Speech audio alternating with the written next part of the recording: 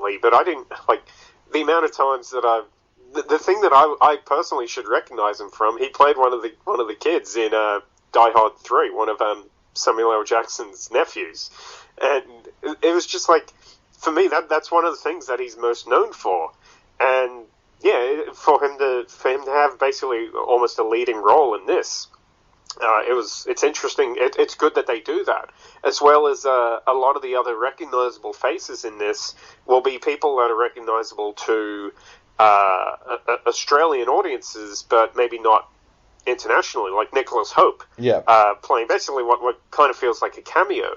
But that's something that's going to go right over the top of most people's heads. Like, people won't recognize that's Bad Boy Bubby unless they're are fans of Australian movies. But yeah, exactly. So Elizabeth Moss, she's really great in the role of Cecilia, someone like after years of emotional and physical abuse has managed to escape that situation, now suffering from like extreme PTSD from it, and is trying to get her life back on track.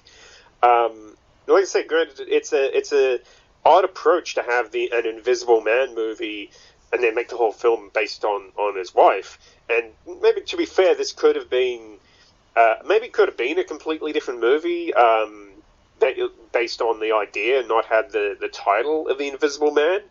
But that, again, like I said, that whole different take on it is what makes it so interesting.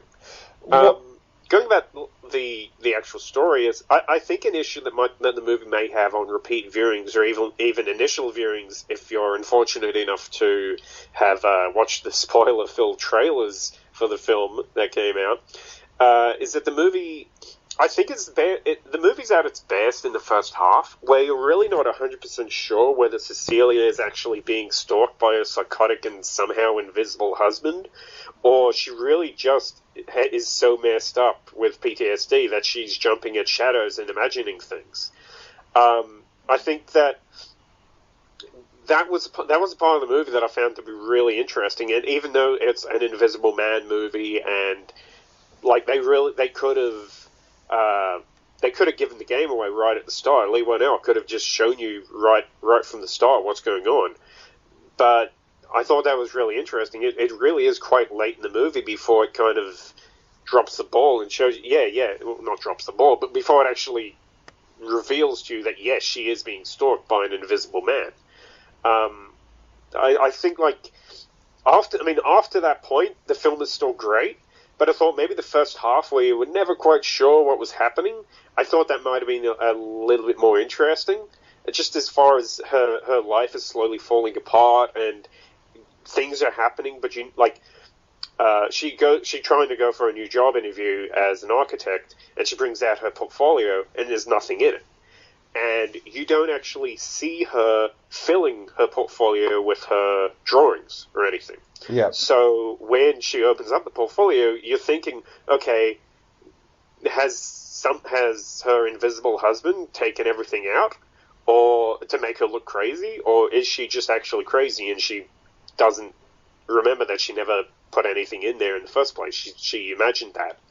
And yeah, just things like that I thought were really interesting in the first half of the movie. But like, again, with movie trailers now, basically you see all the action from the second half of the movie before you've even sat down in your cinema seat. So that's kind of a disappointment, I guess, that some of the trailers might have spoiled this movie for audiences, but I still think it's really interesting the way that Leigh Whannell went about the direction of this film. Yeah, I love that. I love that notion of not knowing. Like, I went and saw The Lodge recently, and I think one of the things I loved about that movie was I deliberately not watched any trailers or anything like that. So for 3/4 of the movie, I'm sitting there thinking, what is the horror here? Is it supernatural? Are they in purgatory? Is someone messing with them? Like, is it a joke?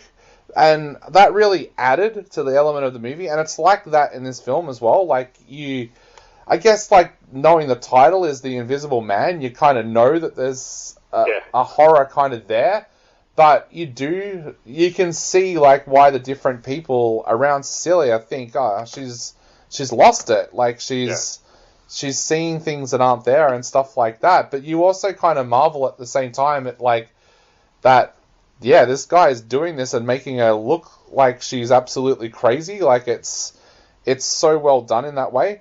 But also, what I liked about this movie was that it did kind of focus more on the psychological horror rather than giving the audience like a whole bunch of jump scares. Like, there's one scene in here where like Cecilia kicks a dog bowl when she's walking through a kitchen, but it's a believable jump scare because it also adds like to the horror of what's going on and the thrill of what's going on and the suspense, because you think that, yeah, she could have just woken up her partner with that noise. But yeah, Leigh Whannell hasn't kind of taken the lazy kind of way out of this and filled it with a door banging or a cat jumping out of the shadows to scare people. Like, this movie is truly terrifying. Like, I've heard people come out of this movie and say, man, it's one of the most terrifying movies that I've seen in years, because yeah, you've got a woman trying to escape an abusive partner, which is a scary enough situation. And like with recent news events here in Australia, we've seen how bad that can end up and what it can result in. But you've also got the added element here where she can't see this guy. And because she can't see him, no one else can see him. And he's making her look like she's a crazy person. That kind of psychological horror just, to me, lifts this movie into its own kind of realm when it comes to horror movies. Yeah, like, the movie's genuinely creepy in a lot of parts. Like, Leigh Whannell's the kind of filmmaker that I love, where when he's making a genre movie such as this, he himself, being such a fan of movies, he knows that we, the audience, are smarter than most filmmakers give us credit for. Like, he knows exactly what we're looking for, what we're expecting, and that generally audiences can predict what's going to happen and how the movie's going to play out by if the movie follows the exact same steps. Like, because he knows this, the way he goes about doing the movie, it doesn't have a lot of those same cliches and techniques that people have grown really tired of in other films. Like the dog bowl scene that you mentioned, that could have just been a shitty jump scare, but no, it worked into the film. And like during the movie's tense moments, there's long, dead, silent scenes which, well, with movies such as Paranormal Activity, would be filled with predictable jump scares, and the movie itself would follow the same formula of having the fake jump scares right at the start, like a character, it goes deadly quiet and a character's sneaking around, and then somebody jumps out to scare the main character holding the camera, or, like you said, a cat jumping out of a cupboard, which in one of the Paranormal Activity movies, they actually did that. A cat just jumped, like, and I just wanted to throw something at my TV at that moment, because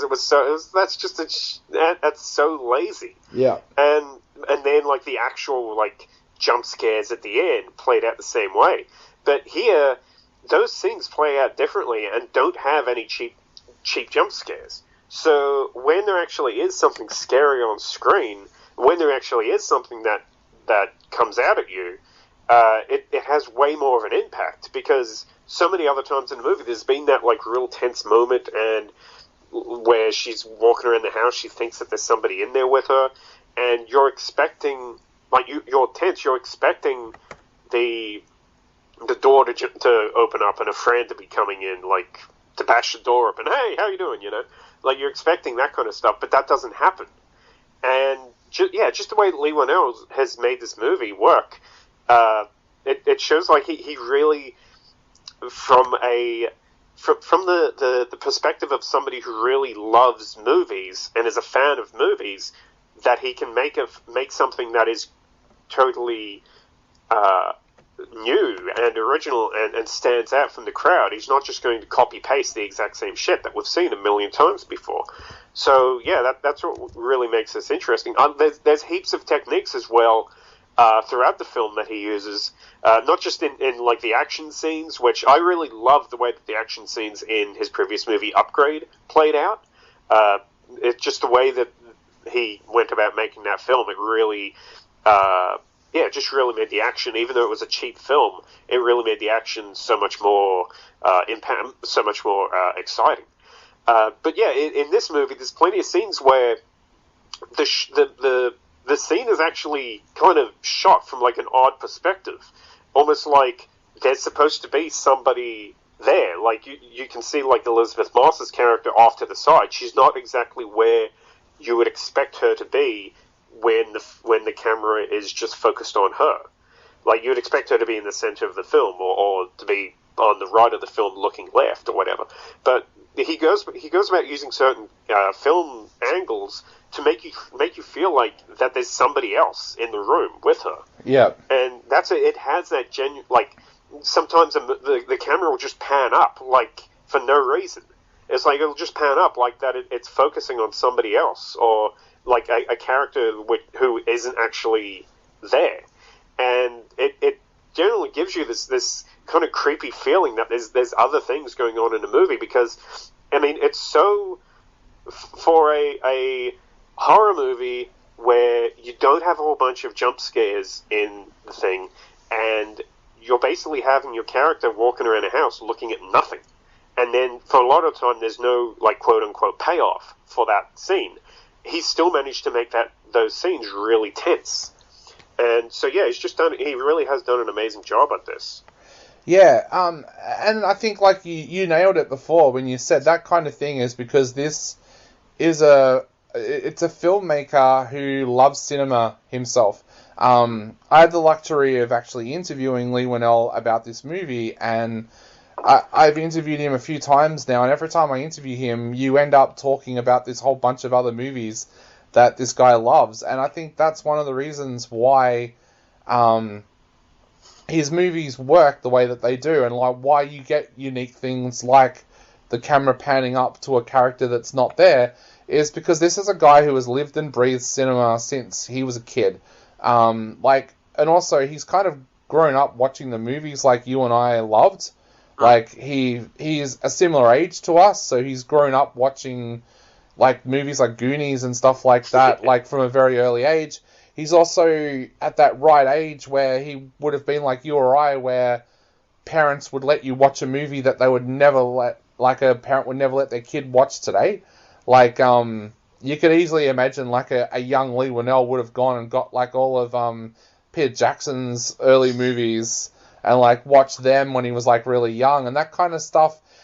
When it comes to experience in Hollywood, you can't beat that kind of stuff. Like, you get so many manufactured movies these days and manufactured filmmakers that when you actually do get to see a movie written and directed by someone who loves cinema as much as what Leigh Whannell does or a Quentin Tarantino does, it shows. Like, I know studios don't like you talking about it, but you can tell a movie that's written and directed by someone who loves cinema rather than someone who's only in the business for fame or only in the business to make money.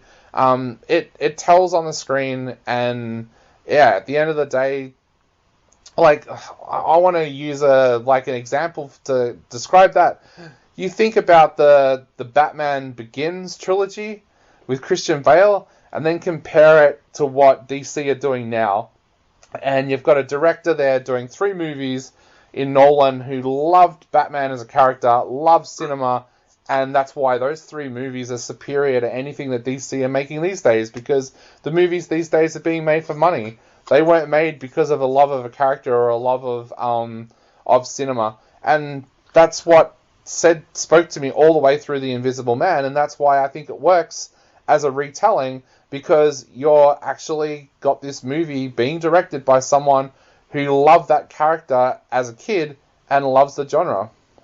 Yeah, definitely. Like, I mean, I know that because we were lucky enough, we went along to the Q&A screening with Leigh Whannell afterwards, and like I said, this wasn't a movie that he had set about wanting to make from the beginning. It wasn't like, say, Peter Jackson's King Kong movie, which was a movie that he wanted to make long before he even made The Lord of the Rings. But yeah, for a movie that he's basically been given this license and been able to do what he wanted with it, and I mean, a lot of that's something I think I give the Blumhouse Productions credit for as well, because a lot of people, they wouldn't have allowed a filmmaker to make an Invisible Man movie, which